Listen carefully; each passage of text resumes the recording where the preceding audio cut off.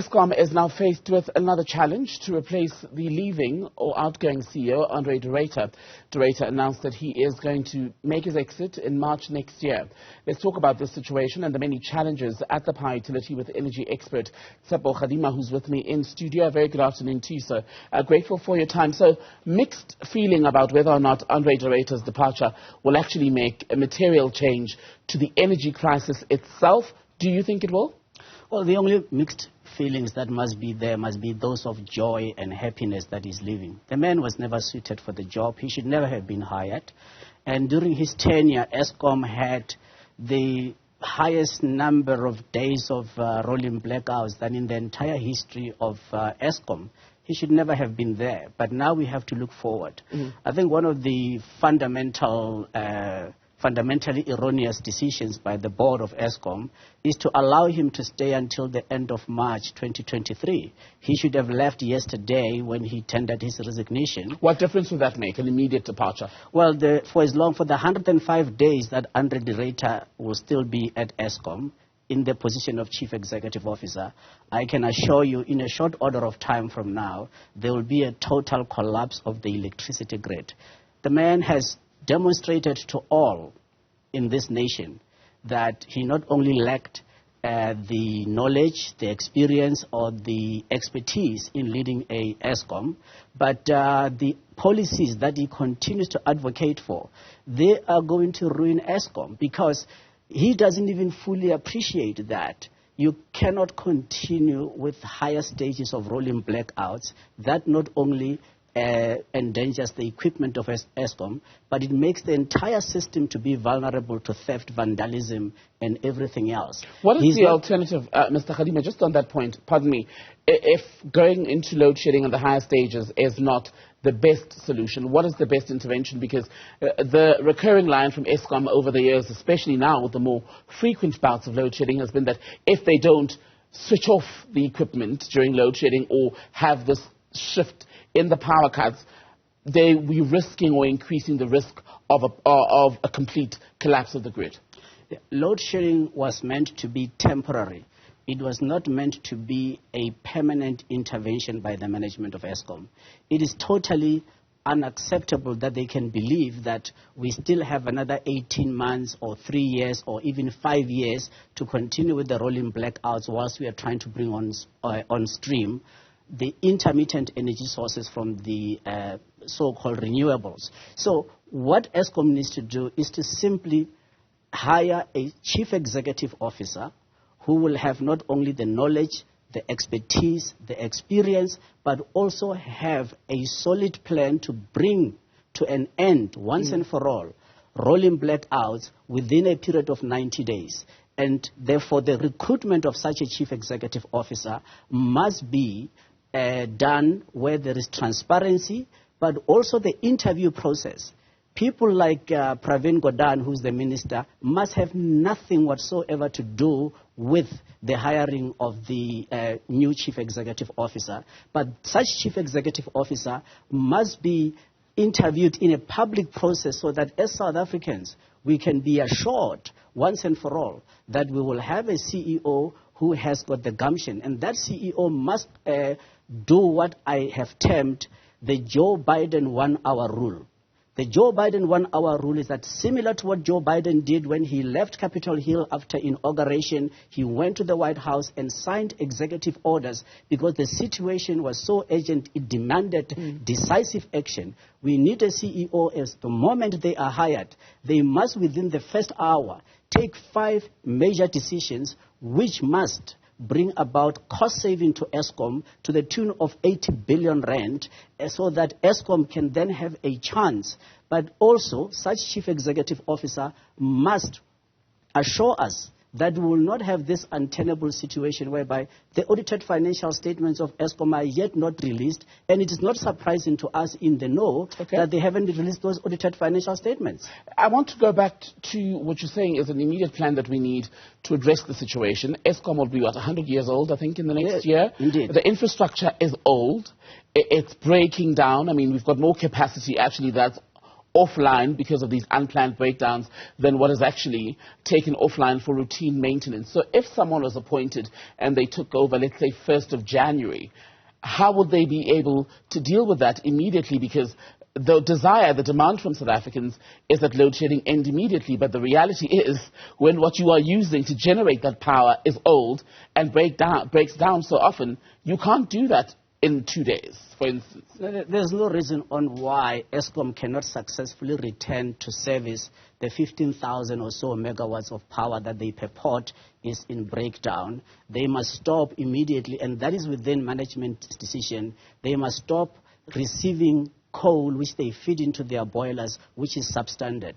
You need a CEO who can have a direct real-time line of sight to what type of coal, what is the quality, is it compliant, will it not pose a risk to this equipment that we say is old. We also need a CEO who can stop immediately the power purchase agreements of the so-called independent power producers, because those are the cause of not only the financial dire straits that Eskom is going through, but they also are the cause of load shedding for a simple reason. Remember, every single intermittent energy source, the moment you put it onto a high voltage grid such as the one operated by Eskom, you must back it up 100%. Failure to do so means that the grid will collapse. So when you back it up 100%, in the case of South Africa, where we've got coal-fired power stations, you cannot ramp them up and down as they do in Europe, because they are using gas turbines. Here we are using coal boilers to be able to generate electricity. We therefore don't have that option.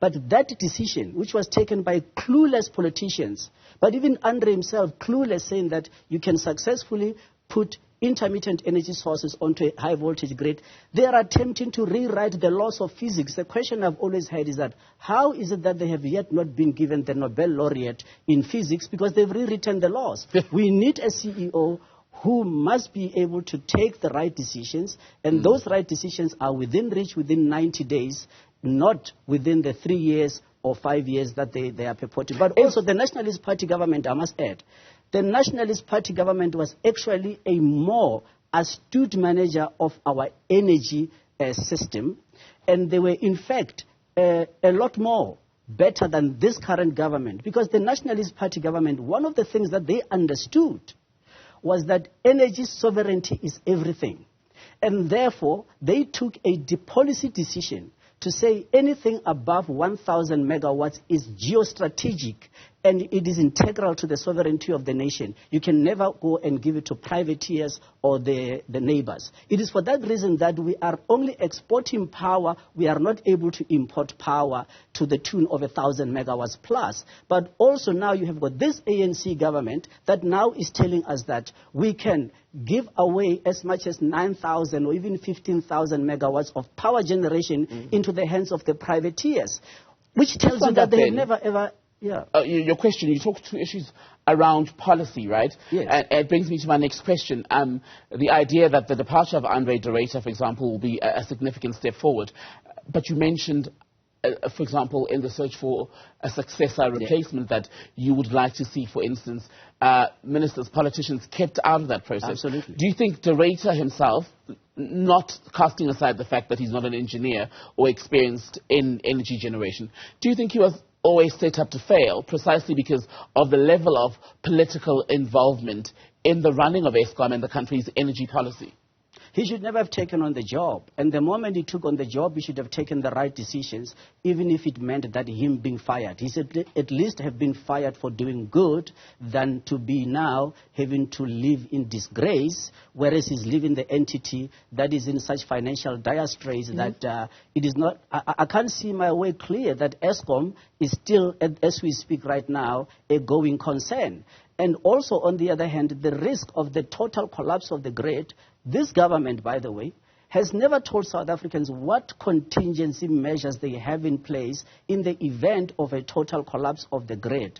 And that is a real, clear and present danger that we are facing as a nation. So again, it shows you that for the next 105 days, the current board of Eskom is inexplicable on why this board, through the chair, have actually asked André to stay 105 days. He should never have been allowed to stay a day longer, because the situation is so urgent, it is so dire, it requires the persons with the fortitude, with the knowledge, with a plan, a clear, demonstrable plan. And from the existing infrastructure of Eskom, there is absolutely no reason whatsoever we should be going through load shedding. When André de Ruyter came on board, by the way, the nominal demand in the country for electricity was around 34,000 megawatts. There should have been no reason on why we cannot at least achieve that. And you achieve that, amongst other things, by sequestrating once and for all this onerous take-or-pay coal supply contracts, the banning of diesel, as well as the independent power producers, for the reasons that I have mentioned, and then get back to implementing the Eskom Conversion Act of 2001. A CEO who can just simply implement the Eskom Conversion Act of 2001 will succeed, and therefore Eskom can get back to ensuring that we've got energy security, because it's only from energy security that we can expect this economy to be able to grow, to create the jobs, and to avert the potential calamity that is facing us right now. And just by the way, for our viewers, you mentioned how inexplicable it is that André de Ruyter will stay on until March next year before he leaves. We're hoping to put some of those questions to the Eskom board, because they're giving a briefing at around 1 o'clock, which we will take live here on Newzroom Afrika. But I want to talk about the future, which is where we said we should be looking at this point. Absolutely. A new CEO we expect will take over after March. There have been calls for Eskom to get an engineer in that role. But based on what you're saying, the person will need skill sets that go beyond just a thorough knowledge of engineering, will they not? Oh, absolutely. You need a person with a leader, and a leader with a plan. And right now, there can be no one on this planet who can raise their hand up to take on the job of being CEO of Eskom, who can then request for time to study Eskom and understand where it is. But unfortunately, I also have to add that right now within Eskom, there's not a single person there who can become a successor to André de Ruyter. So they will have to look from without, outside of Eskom. Who would want this job when it's swallowed so many people? I mean, so many people have left. Almost a very few Eskom CEOs, as we've seen in the last decade, actually finish a term. You have to be brave. And if you're not brave, please don't raise your hand. That's what we're asking, because here we don't have time for people who will try and maybe build their career or earn the big bucks. I mean, we know that André de Ruyter was being paid, 7.4 million rand a year. So it's certainly a very attractive salary. But people must understand that with that honor, with that privilege of being CEO of Eskom, there's a great responsibility. I mean, right now, André de Ruyter effectively is running away from accountability and responsibility. The man has failed to produce audited financial statements. The man has actually taken decisions that have been financially ruinous on Eskom, but economically catastrophic. And somebody has to be held accountable.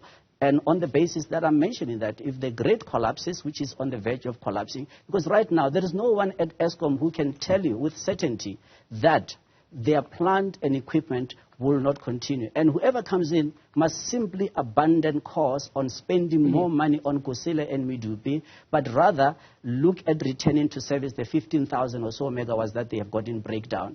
And the issue of maintenance, by the way, is a lie that Eskom has not been spending money on maintenance. Their last audited financial statement, they had spent over 21 billion rand in maintenance. So we don't understand where this thing comes from, that, well, there has been no money for maintenance, there hasn't been maintenance. We need to make sure that we bring back the outsourcing of various integral services to Eskom must also be stopped with immediate effect, because the privateers who are contracted to give service to Eskom themselves benefit whenever Eskom is experiencing breakdowns. And also those that are in the business of supplying coal, corporate South Africa effectively has failed. We must put a spotlight on corporate South Africa. And organizations such as BUSA, as well as Business Leadership South Africa, they themselves are the cause of the problem and have failed to account. On what basis? It is their members, by the way, who are supplying substandard coal to Eskom. Of course, it's inexcusable that management of Eskom can receive and pay for coal that does not meet the standard as specified by the original equipment manufacturers. So we are in a dire strait, but my last message is simply this. As South Africans, let us be vigilant on this process. Let us not hope for the best, but let us prepare for the worst. Tshepo Kgadima, good to speak to you, sir. Thank you for your time.